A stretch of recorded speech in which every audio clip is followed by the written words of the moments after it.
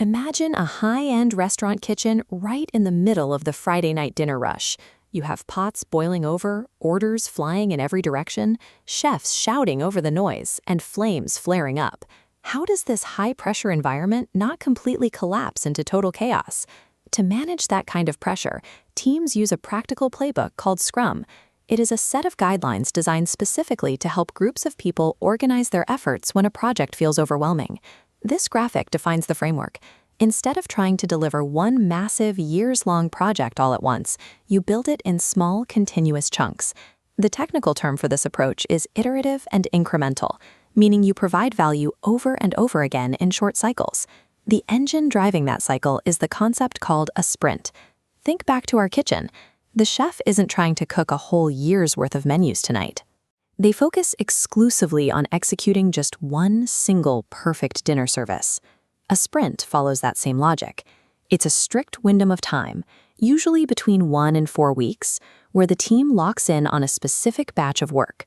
They finish it, deliver it, and then do a hard reset before starting the next cycle.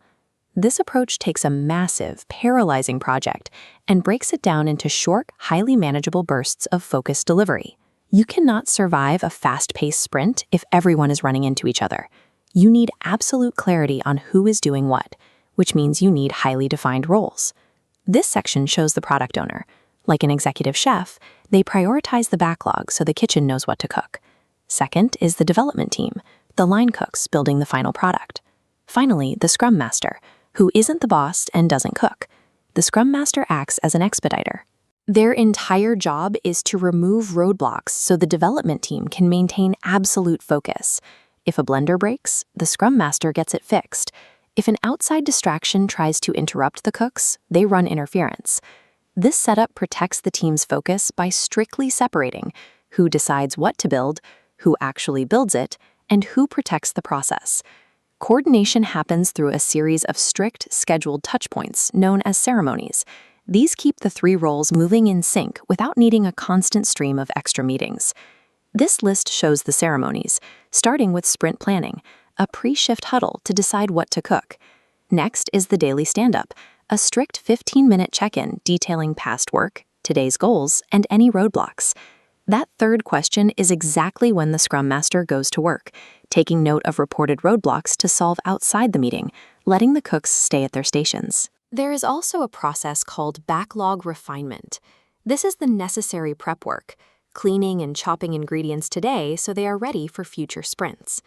These ceremonies act as communication valves, keeping everyone aligned and stopping meltdowns before they start. When the sprint ends, the team must stop and evaluate the work they just completed before they move on to the next cycle. Looking back at the graphic, the next step is the sprint review. This is the official tasting session. The team shows the actual working product to the stakeholders to make sure it delivers the value they expected. This provides immediate feedback. If the customer thinks the dish needs more salt, the team can instantly tweak the recipe for the very next sprint. It allows for constant adjustment, instead of waiting until the very end of a project to find out a customer is unhappy. The final ceremony listed is the sprint retrospective. This happens after the kitchen closes and the stakeholders have left the room.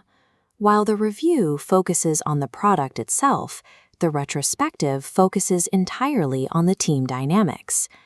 This is a safe space for the team to ask what went well, what was frustrating, and how they can communicate better during their next shift together.